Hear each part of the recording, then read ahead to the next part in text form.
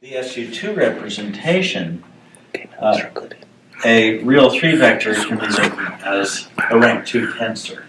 And so it gets 2 copies of the group element to accomplish the transformation, which means that G and minus G give the same rotation of the real 3-vector, even though G and minus G give quite different mappings of a spinner.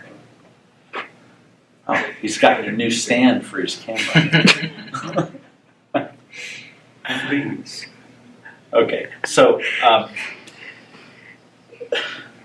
what I want to show today is that with the introduction of the Clifford algebra, we've introduced the tools it takes to do the same thing for any orthogonal group. Orthogonal groups, SOPQ, where P plus Q is some number n. Rotate real n vectors, n-dimensional vectors. Spin PQ can also rotate those as a rank 2 representation under the transformations of the spin group. And the simple vector objects that the spin groups act on are spinners of the associated with the corresponding dimension. Now, we've seen that we can build a Clifford algebra with n matrices that satisfy, I'm not sure which sign we've used, 2 eta mu nu, where for SOPQ, it doesn't change anything in our notation for this problem to work with the n-dimensional case. If we just think of eta mu nu as P plus 1s and Q minus 1s, then we include the space-time case where we're dealing with SO13 or SO31. But the calculation will be the same regardless of what dimension we're working in. So I'm just going to work with a matrix eta mu nu. You can think of that as the Minkowski metric, if you like, or you can think of it as a more general object, but it does hold for the more general case. From these, we built, we explicitly built 16 matrices, which we called capital gamma, the collection, the identity, the 4 initial gamma matrices, the commutators of pairs of these, and then what's equivalent to anti-symmetrizing 3 of these and anti-symmetrizing all 4. That gives 16 matrices. In general,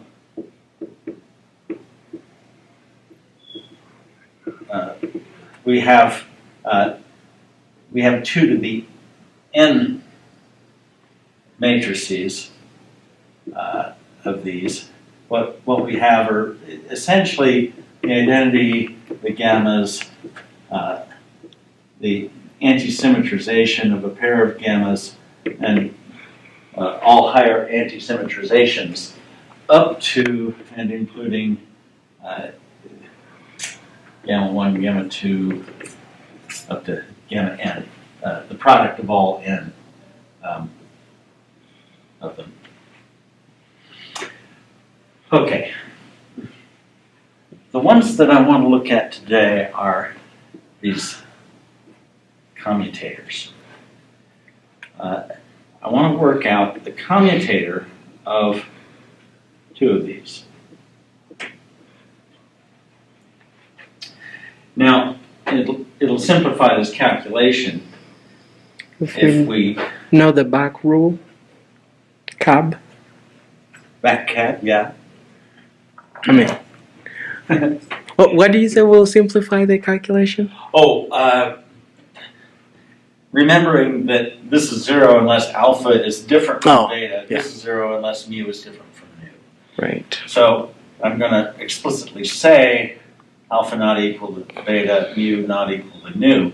Although alpha could be equal to mu or nu, it's not equal to beta. Sure. And That means that if I write sigma alpha beta as a commutator, gamma alpha gamma beta minus gamma beta gamma alpha, all right, quite generally this is equal to twice gamma alpha gamma beta minus 2 eta alpha beta times the identity. But if alpha is not equal to beta, eta vanishes, and we can just write a sigma as the product of a pair of gammas.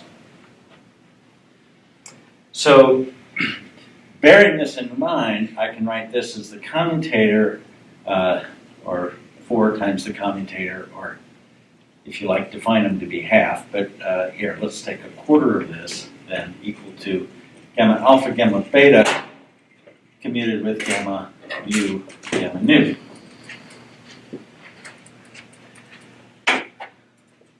And we simply write that out, and now we start rearranging the terms.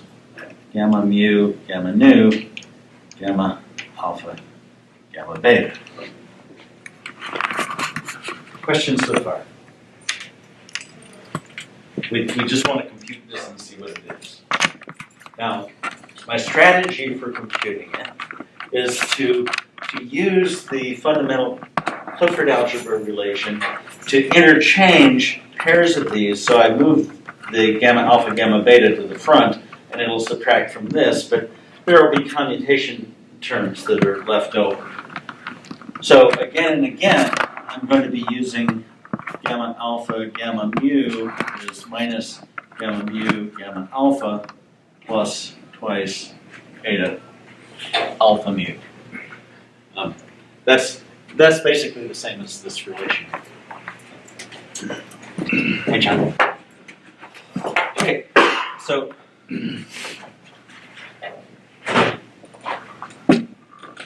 alpha gamma beta gamma mu gamma nu. So it takes about, I have to move this past 2, I have to move the beta past 2.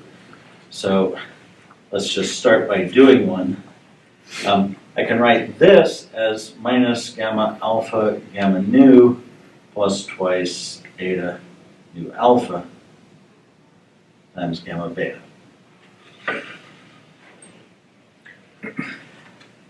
And that's gamma alpha, gamma beta, gamma mu, gamma nu plus gamma mu, gamma alpha, gamma nu, gamma beta minus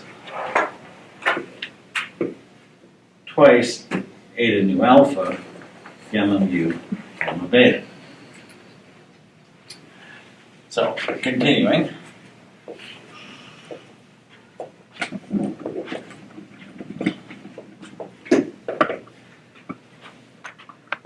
Gamma alpha, gamma beta, gamma mu, gamma.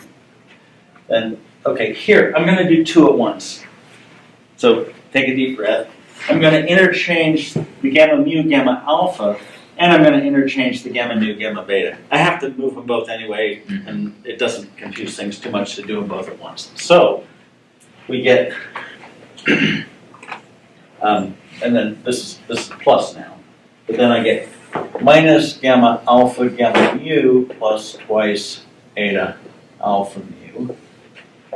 And for the beta and the nu, I get minus gamma beta gamma nu plus twice eta beta nu. Just, again, using the fundamental commutation relation. Then here, minus twice eta nu alpha gamma. Well, let's see. I'm gonna. Yeah, I think minus let me interchange these gamma as well. beta gamma mu. Yeah, minus gamma beta gamma mu plus twice eta beta mu. Okay, and now sort this all out. Gamma alpha, gamma beta, gamma mu, gamma nu. This just comes along for the ride. And we have one here that's plus gamma alpha, gamma mu, gamma beta, gamma nu. You see, we have one more exchange to do here. Yep. Yeah. And then, let's see, minus twice eta alpha mu, gamma beta, gamma nu, minus twice eta, beta nu, gamma alpha, gamma mu, plus twice eta, alpha nu, gamma beta, gamma mu, minus 4 eta nu alpha, eta, beta, mu. Okay. Deep breath. Okay, now this one, rather than writing this whole thing again, let me do this one right here. This is minus gamma alpha, gamma beta, gamma mu, gamma nu, plus twice eta mu beta, gamma alpha, gamma nu. And now I've got all the alpha betas to the right, all the mu's and nu's to the left, and significantly, this term is going to cancel that term. Right, so I've gotten rid of the products of 4, and now I'm left with Products of 2. products of 2. With Let's the see. Oh, well, let's see. So to alpha mu, I got this one, those two. This one from these two, but I forgot to write plus The 4 two etas. eta alpha mu eta beta nu, Yes. which doesn't help much either. Yeah. Yeah, I could write this as 2 eta alpha nu minus gamma mu gamma beta plus twice eta beta mu. Maybe I shouldn't have changed that one. Yeah, sure. Let's clean that up. Let me leave this as gamma mu gamma beta, so that I don't introduce. the eta eta. Now let's see. Can I avoid introducing this one? Alpha mu. All right. Here's an alpha mu. So I could write this. I could write this one the other way, and that would cancel. Yeah. Okay, so let's do that. So I'm going to write this one the other way as twice eta alpha mu gamma nu gamma beta Plus twice. minus 4 eta alpha mu eta beta nu, which will cancel this. Yep. Then we have minus 2 eta beta nu gamma alpha gamma mu plus twice eta alpha nu gamma mu gamma beta Plus 4. 2 eta mu beta gamma alpha gamma nu plus 4 eta alpha mu eta mu beta, and that will cancel this. Yeah. Okay. So far, so good. And now I'm going to write these. Let's see. I'm going to write this one first, and I'm going to rewrite these pairs. Oh, shoot! All right, I see where the eta terms came from. Yeah, they would have gone away anyway. Yeah. Right, they would have gone away anyway. Okay, I want to write this as. All right, gamma alpha gamma nu, Yeah. remember, is the same as minus gamma nu gamma alpha plus twice eta alpha nu. Right. So what I want to do is write a half gamma alpha gamma nu plus gamma alpha gamma nu. I can write gamma alpha gamma nu that way, certainly. And then this one I'm going to replace with this. So I have a half gamma alpha gamma nu minus gamma nu gamma alpha plus eta alpha nu. Okay. All right, that's a commutator. That's the anti-symmetrization of the pair of gammas. So that's equal to 1/2 sigma alpha nu plus eta. Yeah. So the product of two can be written as half a sigma plus an eta. It's basically just the real and it's just the symmetric and anti-symmetric parts. So I want to use that on each thing here. This I can write, all right, so I have eta alpha mu. Then I can write twice this product as sigma nu beta plus twice eta nu beta. And then here I have, I'm going to put the 2 in. So what I'm using each time here, where can I write this where it won't be in the way? I'm using twice gamma alpha gamma nu is sigma alpha nu plus twice eta alpha nu. So I'm going to replace all the pairs that way by sigmas. So here we have eta beta nu, then sigma alpha mu plus 2 eta alpha mu. Then here eta alpha nu times sigma mu beta plus twice eta mu beta. And finally eta mu beta sigma alpha nu plus twice eta alpha nu. And now, let's see which way I want to write these. I'm going to gather the sigmas together first. Eta mu beta sigma alpha nu. Then imagine this interchanging the alpha beta would be this first one. I have, but remember sigma is anti-symmetric. So I can write this as minus eta alpha mu, or say mu alpha, sigma beta nu. Where, notice the difference here is just interchange of alpha and beta. Sure.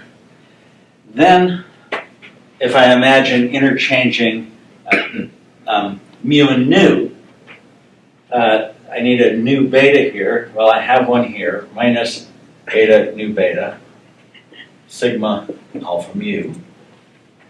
And then, finally, this one, I can leave, let's see, alpha mu.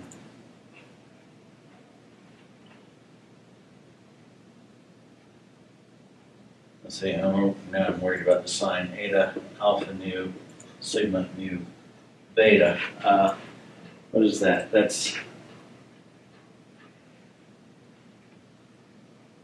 let's see, if I write that as nu alpha, that seems like it's wrong. Well, but there would be a minus. Oh, well, now up here I have gamma mu gamma beta. Comes there. How did it get to be plus here? There. Because That should have been minus. you use the anti-commutator though. So minus became. I have an interchange. They're the same. Oh. I meant to keep it the same. Yeah, That's yeah. the problem. And so this would be a minus this way, but if I write it as beta mu, it becomes plus. Okay, so that's all the terms with sigma. And then we have twice eta alpha mu, eta beta nu, minus twice eta beta nu, eta alpha mu, minus eta alpha nu, eta beta mu, plus, that's 2 eta alpha nu, eta beta mu, and those cancel pairwise. Okay, so who can tell me what we've just shown? What is this result? Anybody remember? It's a linear combination. It is a linear combination. So the commutator of these That's the closes algebra. into it is a Lie algebra. Do you recognize the Lie algebra from about 3 weeks ago? Well, yeah. What is it? The Lorentz group. Yes, the Lorentz group. That's right. Remember the M's, right? We had M alpha, beta, M mu nu. Yeah.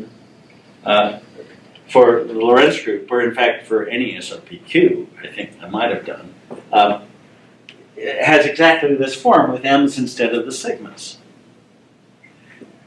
So this is the Lie algebra of the Lorentz group, but in this complex spinor representation. So these commutators of the gammas of the Clifford algebra act as generators of Lorentz transformations, or in general of SOPQ transformations.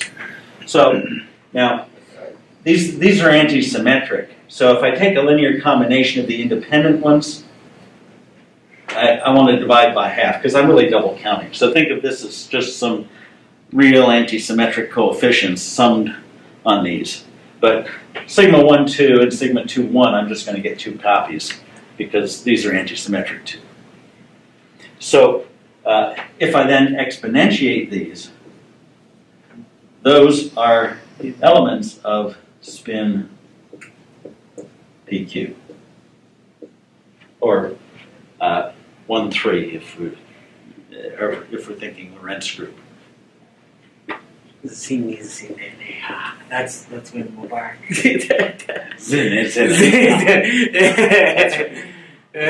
Okay, so No. this is another way to write the Lorentz group, and we already established that all 16 of these matrices here are independent, and so these have to be.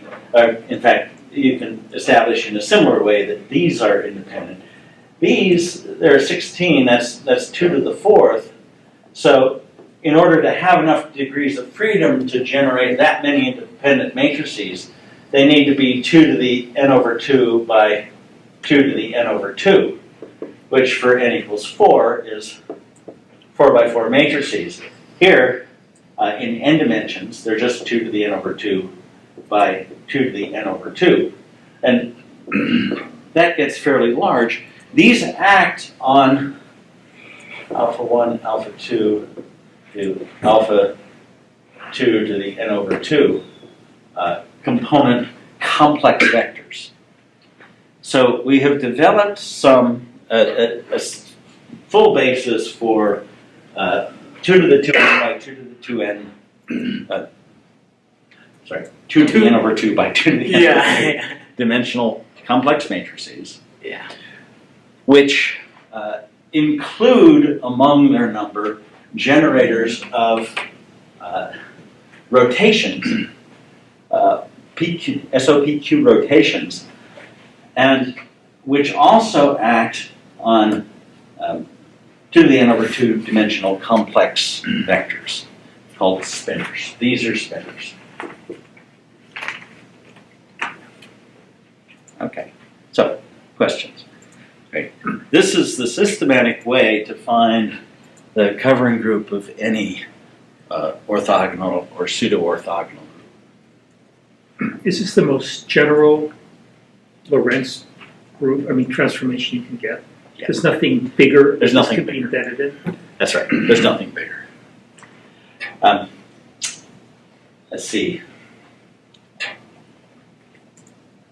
Now, yeah, there's a way to prove that. Let me think if I can think of a way to prove that.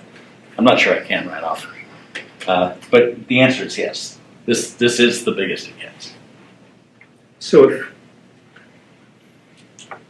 n is 1, you have the electron, right? It'll be, Well, no, for the simplest one is an electron, right? It will be, if these are 2 component spinors, so what you want is if n is 2, okay, right, then these are 2 by 2, and all right, so how many do we have? Well, here's 1 or 2 more. The commutators of those are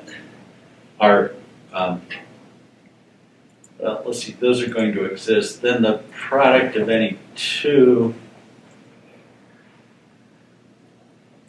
let's see, the 2-dimensional representation of the Clifford algebra is actually the Pauli matrices. Right. So if we take, yeah, let's just refresh ourselves on that.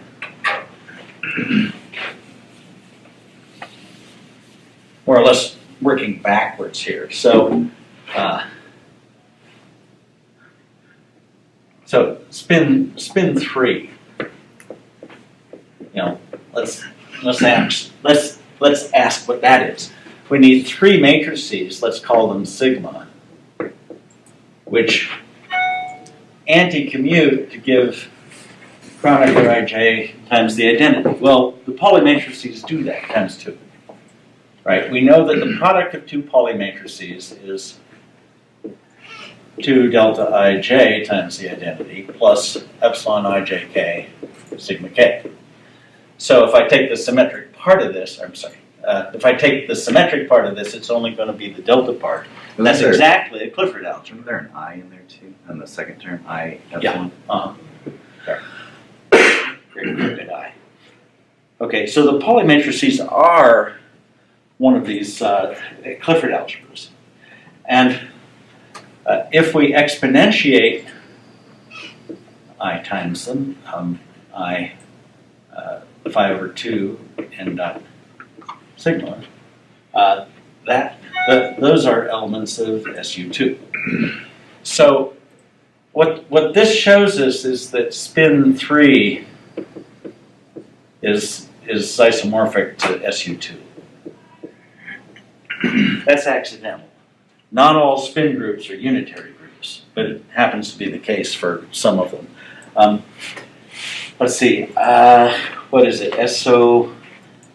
SO42 is isomorphic to SU22. There are several of these. So spin 42 is the same as SU22. Let's see, spin 3,1 is isomorphic, and we saw this to SL2C. These are accidental isomorphisms between groups of small dimension. There are a few more of these, but the thing that really generalizes to any PQ is this spin construction from the Clifford algebra. Okay. But an electron by itself. Yeah. Dirac equation Hmm.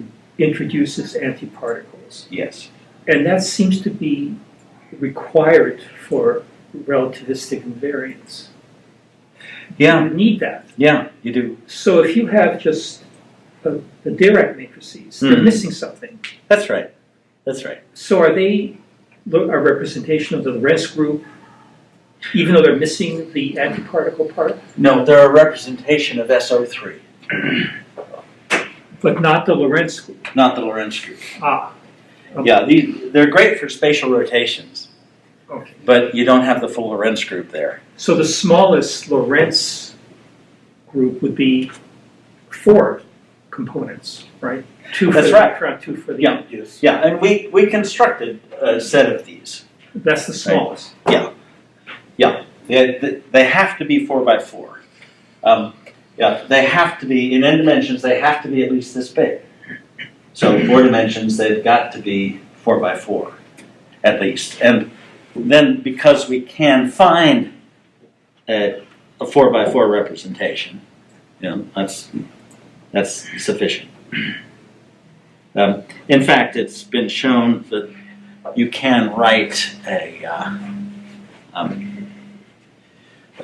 you can write a representation of this dimension for any of these. The odd dimensions are a little funny. It's really the greatest integer less than n over 2, less than or equal to n over 2. In odd dimensions, gamma 5 acts like one extra gamma matrix and lets you do the odd dimensions. So spin 1, what Spin would that be? Like a photon. There's no antiphoton right there. Right. So spin 1. Yeah. Let's see what we can build from these. Okay. So we got the Lie algebra. This is the Lie algebra of SOPQ. And so we know that exponentiating these commutators will be a transformation that rotates our, that carries out a Lorentz transformation. Now, the question is how? How are we going to write an object that this acts on? Because we need to build it. We need to build it out of spinors. Back here with SU2, we were able to take a real linear combination of Pauli matrices, and those are always real if this is traceless Hermitian. So it gave us a simple prescription for writing a matrix, for writing something with 3 real coefficients. For the for the gamma matrices, there are a couple of ways to go here. So what kind of representation are we trying to get? Because Okay. Well, what it will always be is a rank 2 tensor under spin 1-3. So these for us are generators of spin 1-3, and we know that they're going to act on four component complex spinners. So this immediately knows how to act on something like this. What we want to do is build something that is real. What we can do, we can come up with 4 real numbers this way. I think, let's see, if we take a spinner and a gamma matrix and another spinner, well, there are 2 problems here.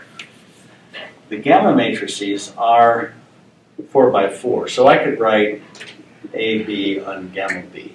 I know how to act with a gamma matrix on a 4-component object. Let's call this chi A. What we need is some sort of a metric to contract those 2 indices. So I'm going to put one in here.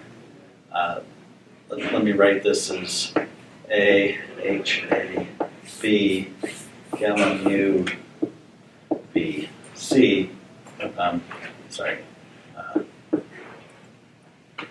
psi, C. Now, I would like this to be real. So let's ask what's required. Certainly, I'd better have the conjugate here. If I take the well, the dagger is really just the complex conjugate here. If I take the complex conjugate of that, I'm going to get psi C dagger, gamma mu dagger, transpose will be C B H, conjugate transpose will be B A, and then we get psi A. So that'll work if HAB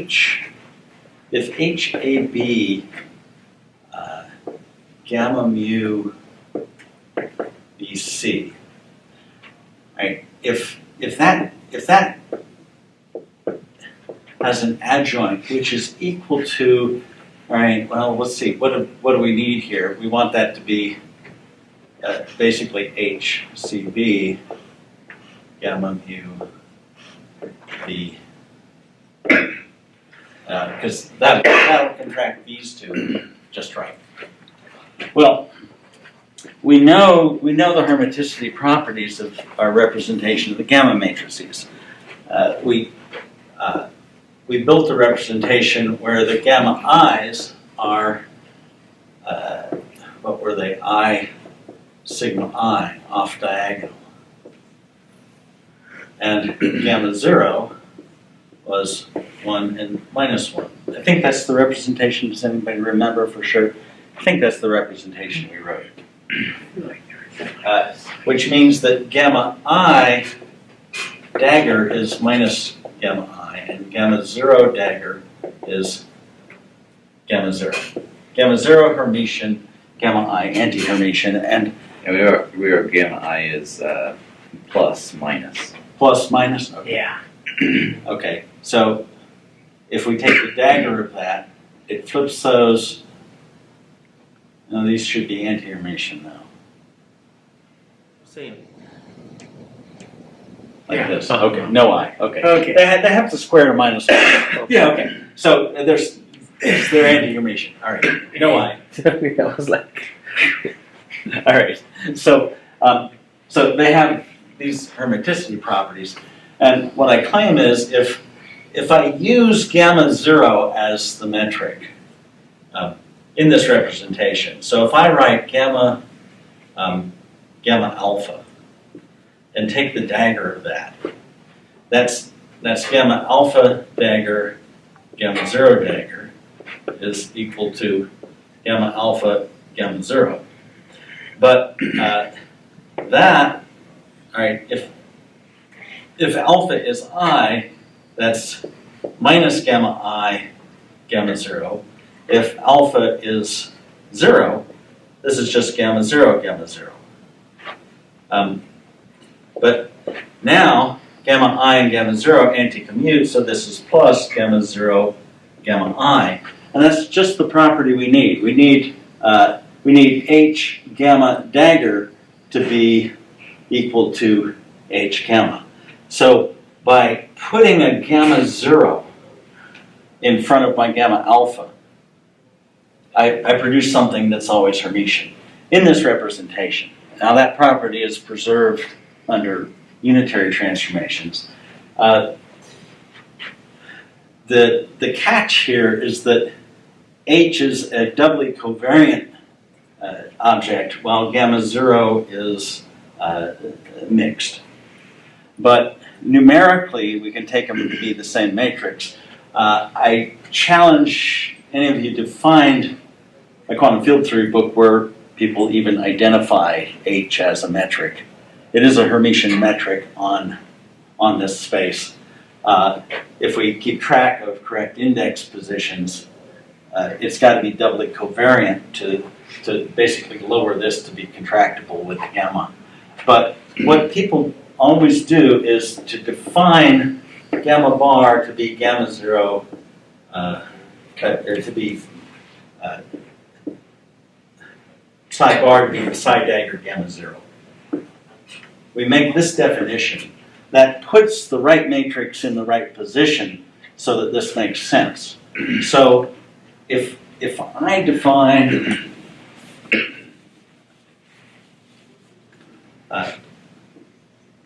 four numbers as psi bar gamma mu psi, then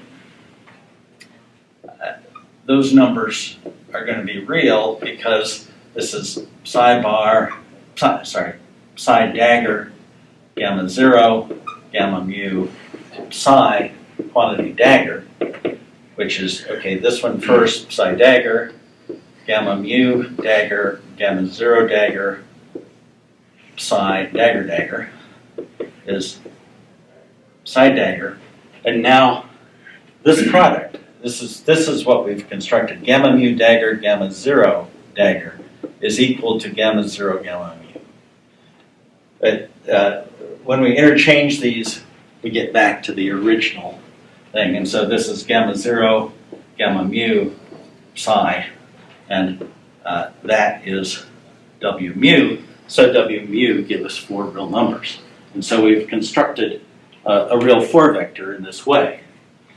now we know how to transform the psi's. And so doing a Lorentz transformation on this spinner and on its conjugate, we're going to get the 2-to-1 cover of the rotation group for this W. Now,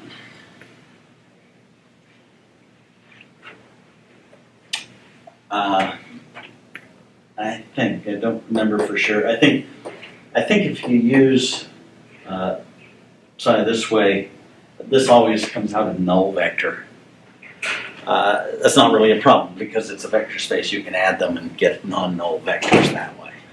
So we can build space-time vectors from objects of this sort, and we know how to transform those under Lorentz transformations, under spin 1-3 transformations. So W mu is just a representation. W mu is yes, that's right. It's a real representation. It'll be a representation of SO13. And how does it transform under SO13? Transform psi. So we act with this. Yeah, that's a good question. So let me be explicit here. So we're defining psi bar to be psi dagger gamma 0. Now, if I want to find W mu tilde in a new Lorentz frame, what I first do is I find psi tilde is e to the 1/2 some linear combination of my Lorentz generators acting on psi. And then psi dagger is going to be the dagger of this. So e to the 1/2 W mu nu sigma mu nu dagger. Now that's not simple because the i's and the zeros transform differently. So sigma 0I dagger is let's see, you'll interchange them. You get one minus sign, and then you interchange them back. So that's going to be plus. So if you have a 0I or an I0 here, this is the same matrix. But if you have an IJ, you're going to interchange them, but they both get a minus sign. When you anti-commute them back, sorry, let me write it. Gamma J dagger is going to be gamma J dagger, gamma I dagger, which is going to be -1 squared. You get two minus signs here, gamma J, gamma I. But now you have to put these back in the original order, so you get a third minus sign, gamma I, gamma J. So the sigma ij are anti-Hermitian. The sigma 0I are Hermitian. That's just right for generating boosts for the Hermitian generators and rotations for the anti-Hermitian generators. So the anti-Hermitian ones, the ij, that's basically just combinations of the Fourier matrices. And we're back to SU2. So there is a subgroup of formed by the exponentials of the spatial ones that is actually isomorphic to SU2 for the spatial rotations. Okay, have I answered your question, Navar? Not quite, because okay, here's we let this act on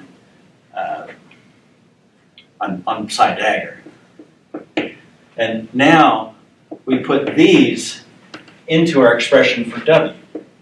So W tilde is going to be psi dagger e to the 1/2 W mu nu sigma mu nu dagger times gamma 0, better use alpha beta here, gamma mu, and then e to the 1/2 W rho sigma rho sigma acting on psi. So where W is given by this expression, This is psi tilde bar because of the gamma 0, gamma mu psi tilde. So you transform the spinors that go into it, and you'll find that these real coefficients have transformed by a Lorentz transformation.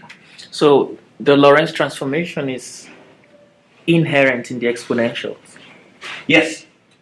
Yes, those are the infinitesimal generators. Right? We showed that the commutators of the sigmas Right. satisfy the Lie algebra of the Lorentz group. Group. And so when we exponentiate them, we get Lorentz transformations, except that they act on a 4x4. they act on a spinor Spinor representation. They act on complex vectors, Yeah. and real combinations, real four-dimensional vectors only show up as bispinors, as certain combination of two spinors. So you have to combine those to form the spinor representation that fits that transformation. Right. Yeah. So we transform these spinors, and this will inherit the transformation. So this is like I don't know. I'm trying to picture this in the simple way that I know it. So what I know is if you have a group, and this group has some elements, Yeah. group elements, Uh-huh. then these group elements are like transformations that act on any representation you choose that obeys that transformation can act on. Yeah. Okay. Yeah. The group is an entity that doesn't depend on representation. Exactly.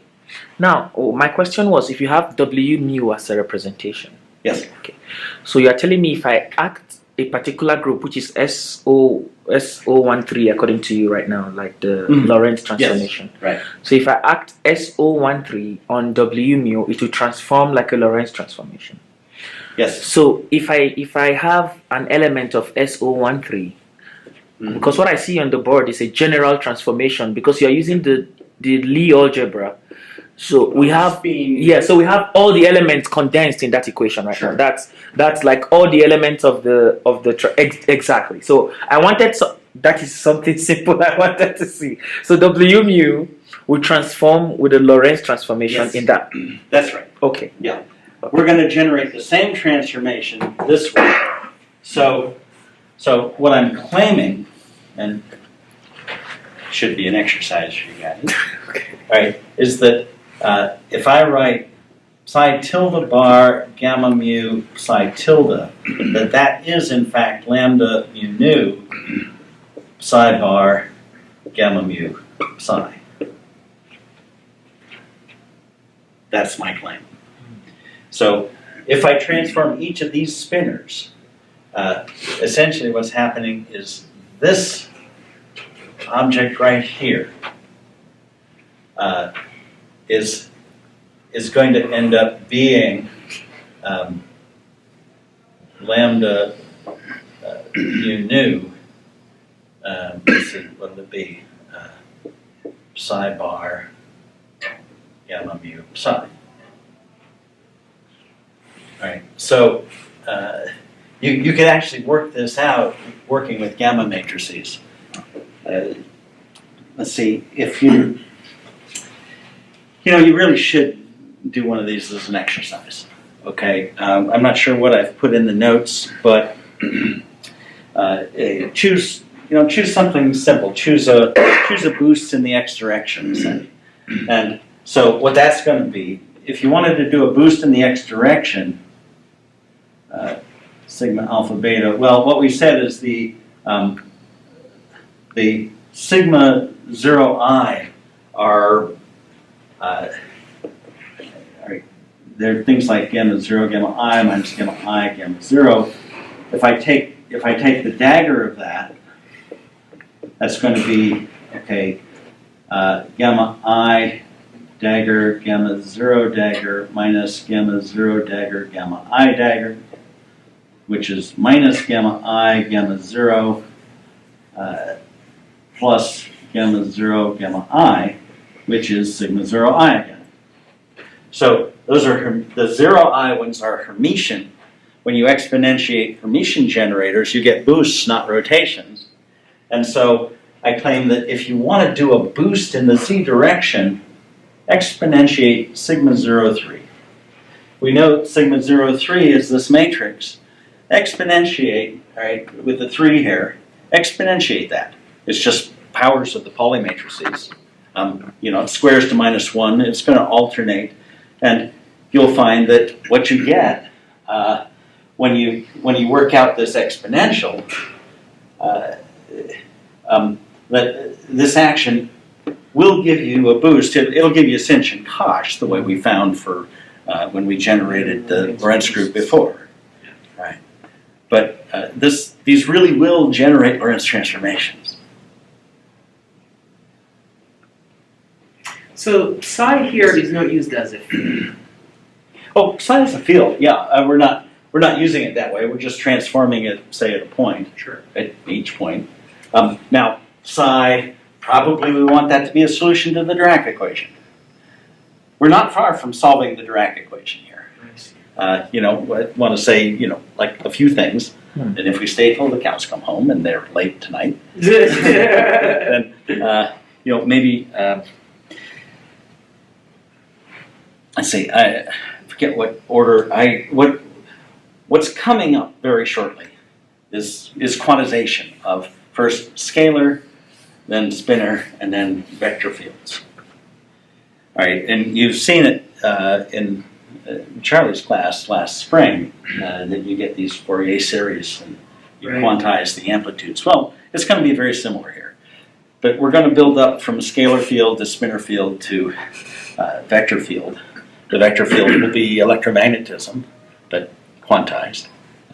The scalar field, I suppose that would be the Higgs, if it corresponds to something. But the spinor fields, in order to do it, recall that you found a classical solution for free electromagnetic waves. Yeah. Right? You had this whole Fourier series that's messy to work with. Right. Right? We're going to get a similar thing for the Dirac equation, but what we have to do is solve the free Dirac equation. Right? And So- that's some sort of matrix equation. So we'll put some effort into solving the Dirac equation for an uncoupled field. Yeah, Yes. I just have another question. Yeah. So does the representation of the group have an effect on the number of free parameters you have? No. So Different representations have the same number of Of real each. parameters. So my point is, now you are using the Lorentz transformation on a complex group, a complex representation. That's right. A complex That's right, representation yeah. W's. So now we're going to have. So do we still have 6 generators? There's still 6 generators. Oh my gosh. Okay. Right. Okay. Right. So these are anti-symmetric. Yeah. So a 4x4 anti-symmetric thing, there's 6 degrees of freedom. Yeah, they're there. The sigma ij, those are anti-Hermitian, and those will generate SU2 by themselves. Right? If we take the commutator of a pair of these, Well, SU2 has 2 generators, right? Or 3. 3 generators, yeah. Yeah. SU2 has 3 generators.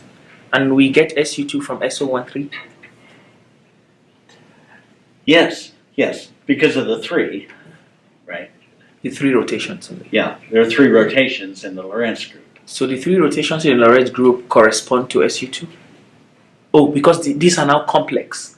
So they are different from SO3. The two groups are isomorphic. Oh, so, I see. So there's a Yeah, subgroup that generated by was my question. Because I know SO3 is also rotations, yes, but for real numbers, not complex. that's right.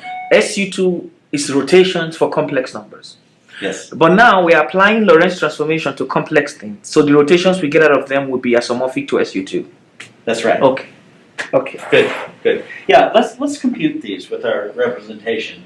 I'm curious if it's obvious what happens or not. Let's just find out.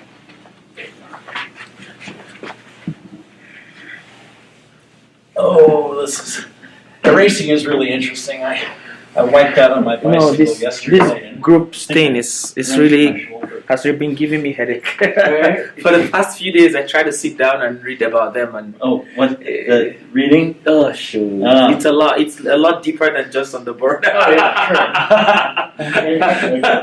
yeah, We have sigma I minus sigma I. And let's find the commutation of that with, oops, sigma j. Minus sigma j. Yeah. Okay, so the product of two of those, we get minus sigma I sigma j and 0. And then here we get 0 and we get minus sigma I sigma j. But we know that is, and then, minus the same thing with I and j interchange for the commutator. But that's just minus the commutator of two Pauli matrices twice. And we know that that is minus 2I epsilon ijk sigma k sigma k. Bingo. That's the Lie algebra of SO3. Right? So, if we had, M1 with M2, or MI with MJ for SO3, we would expect to get epsilon ijk mk, depending on the normalization. There could be any factor we like there. Sure. Okay, so here we're just getting two copies of it. When you exponentiate these, it's exponentiating that and exponentiating that. So you can see that you've got two copies of SU2 acting here. So what happens under rotations to one of these, erased our complex spinner, but if this acts on alpha, beta, mu, nu, you're going to generate a rotation of these guys and a rotation of those guys. And those will be the usual rotations of a two-component spinner. So it's fair to think of us as having two-component spinners here. When we couple this to electric charge, or we look at the Hamiltonian, we'll find that these two states have the same mass but opposite charge. We can actually compute that from the whole formalism of gauge theory. So the properties of these things end up being predicted by quantum field theory. And it turns out that one of these is a particle with spin a half, and the other is its antiparticle with spin a half, and the opposite electric charge. Now the next largest representation would be 8. That's right. 4 and 4. That's right. Yeah. So if we go to 6 dimensions, we get 2 cubed. So 8 So by 4 and 4. What kind of particle would that? Well, it depends on your model. So we would be in 6 dimensions. So a 6-dimensional spinner, or a spinner for a 6-dimensional space, would have 6 components. Is that right? It have 8 components. So it would be.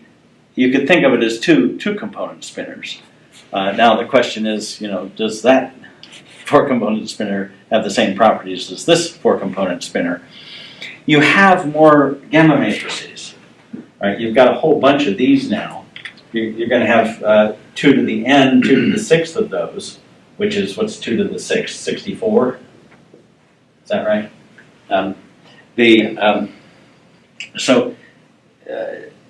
There are a lot of transformations.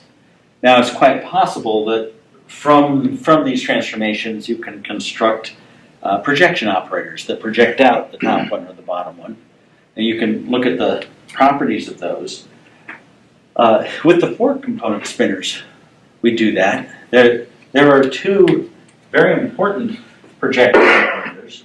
The identity plus or minus gamma 5. Let's see, is it I gamma 5? Let's see what I gamma 5 does. If I square that, that's a quarter, and then I get 1 plus or minus I gamma 5, and then plus or minus I gamma 5, and then this one squares to, no, that'll be minus, I don't want the I here. The gamma 5 squares to 1, so I'm going to get plus another 1 here, which is a half 1 plus or minus gamma 5. It squares to itself, so it's a projection operator. All right, in the representation we're working with, let's see, I forget what our gamma 5 looked like, but you can find a representation where they're this and they're this when you take those combinations. They project out the first two or the final two components. But gamma 5 involves the Levi-Civita tensor, and I think we've said before, the Levi-Civita tensor has, it's a volume element. When you invert the volume, it changes sign. That's how you do parity, right? So the Levi-Civita violates parity, which means that this violates parity and that doesn't. These projections project out the left-handed and right-handed parts of the spinner, right? This is how you do the weak interaction, right? You use 1 minus gamma 5 to project out the left-handed spinners. Those couple to the weak intermediate vector bosons, and it transform under weak interactions, whereas the right-handed combination doesn't see those particles at all.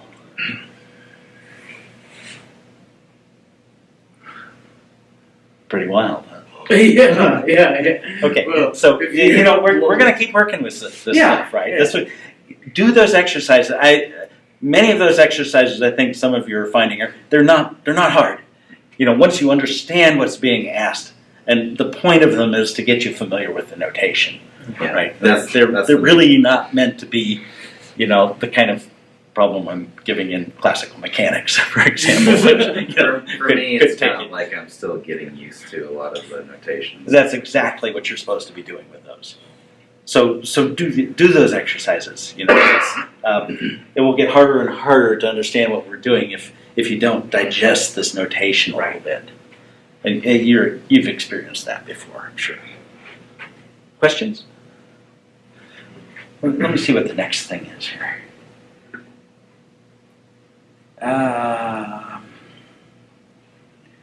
Let's see. We showed the independence of all these guys. Of the gamma matrices. Mm-hmm. Yeah. So you say that they form a basis for what? For We have 16 independent 4x4 matrices. yeah. Complex linear combinations give us any complex 4x4 matrix. I see. So if we want any kind of an operator, we want to build any kind of operator that acts on spinners, Yeah. we can build it out of those gamma matrices, out of that whole set. You know, any combination we like. So if we want to, you know, predict a new kind of interaction, you know, we build it out of, you know, I'm talking about the capital gamma alphas, right? These guys, gamma A's, you know, these guys. So Right. this whole set, you can build anything you like out of this. Right. So you want a new interaction? Oh, well, suppose there's something that goes like lambda alpha gamma 5 gamma alpha and acts on some psi and some psi bar and interacts with the photon. I could write an interaction term like this in the Lagrangian. So these interactions in the gauge theory formalism, well, what would we like? What type of mathematical object are they?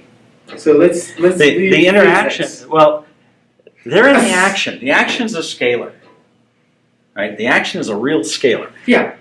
Right. So an interaction term like this, you would like this to be a real scalar, right? And since I've got a gamma bar and a psi here, well, let's find out.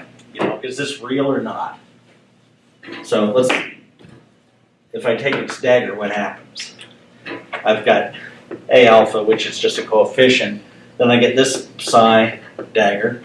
Then I get gamma alpha dagger. Yeah. Gamma 5. Gamma 5 is Hermitian. Yeah. Then, didn't want to land with it. I've got my A here. Then psi bar is going to reverse. We're going to get a gamma 0, gamma dagger, or sorry, psi dagger is just psi. Yeah. And now I move this gamma 0 past these. Okay, so I get a minus sign when I interchange with gamma 5. So I'm getting minus A alpha psi dagger. But now I've got the gamma 5 over here. But now gamma alpha dagger gamma 0 is gamma 0 gamma alpha. And so this becomes minus A alpha psi bar gamma alpha. Oops. Yeah, so Wait, the gamma where do I zero- want the gamma 5? I want the gamma 5 on the other side. Yeah. Right? Gamma 5, so that's going to make it a plus sign. So if I didn't get an extra sign in there, this is Hermitian. I see. Yeah, so I can add a term like that to the action. I've added some real scalar built from the components of the spinors. Each component, right? Think of the Schrodinger equation with spin, the Pauli equation. Yeah. Right? Each component of that two-component spinor is a wave function. Acts just like a wave function, but they couple to one another when there are magnetic fields around and things, right? But you just have two complex scalar fields that couple in a certain way and transform in a certain way. Well, now we've got 4, but this is just some combination, some quadratic combination of their components summed together with, in this case, the vector potential, forming some kind of an interaction.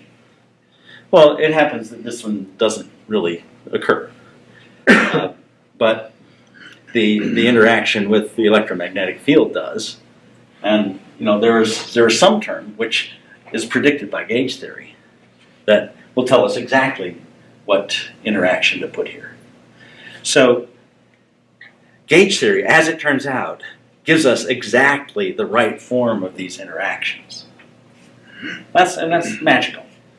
It's like we had no real reason to expect that, other than certain consistency arguments. But we're able to generate the right couplings between the fields by that construction.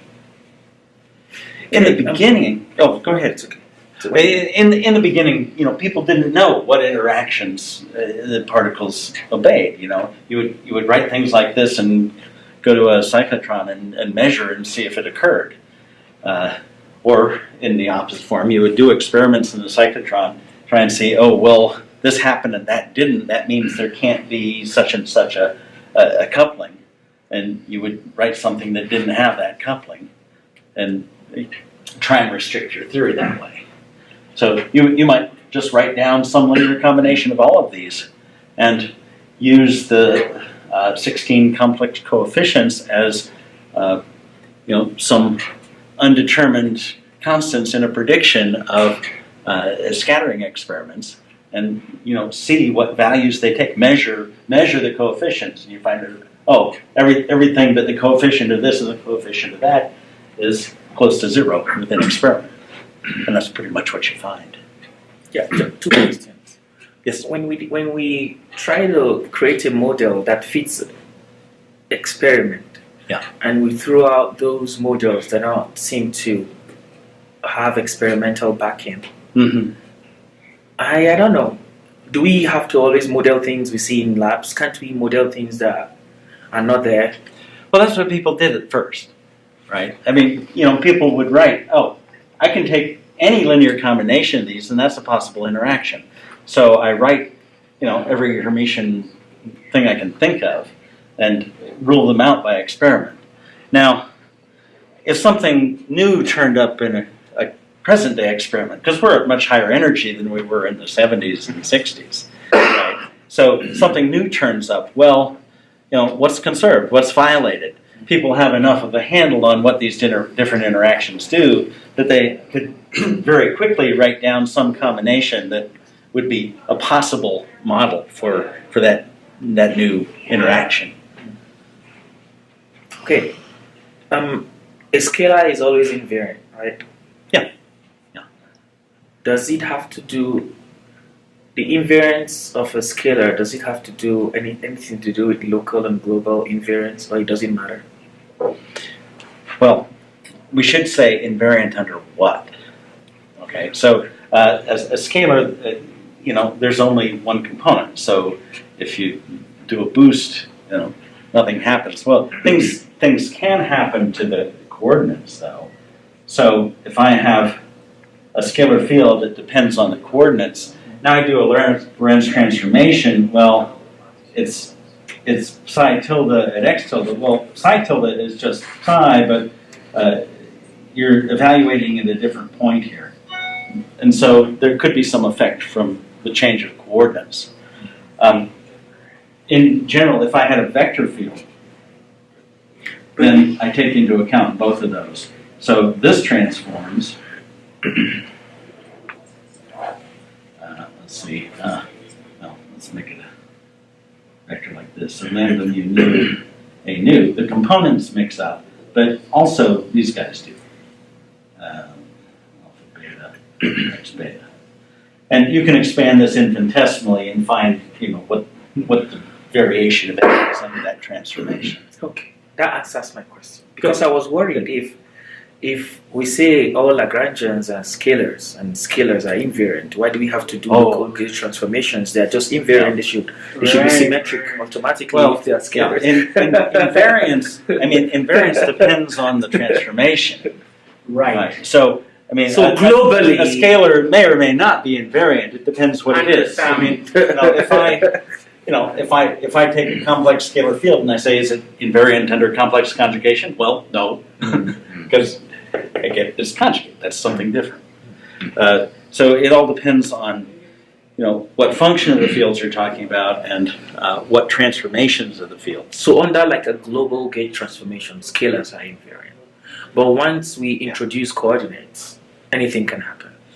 Well, that's true. If you introduce more than one scalar, suppose I have several scalars in an action. All right, here's a kinetic term for several scalars. Yeah, but that's Maybe Lorentz half that. invariant. Okay, there's a massless scalar field. Yeah. Right? Box phi I is 0, but it has a global invariance. If I do an orthogonal transformation, phi j, I can rotate n of these with an n-dimensional rotation to get some new ones. And this will be invariant because that's just a dot product of some n-dimensional vectors. Each is a scalar field, but if there are several of them, that means the action has some invariance. And you may want to gauge that invariance and see what happens. The cow's outside, by the way. Oh, cows, yes. The cows are restless cows. So, show me some problems. Oh, man. So, Professor, Yes. Noon-ish? Yes. Noon. Yeah. Ish is fine. Ish is fine. Okay. I'm a little behind, but I'm trying to just go through it as thoroughly as I can. Oh, man, this stuff is dense.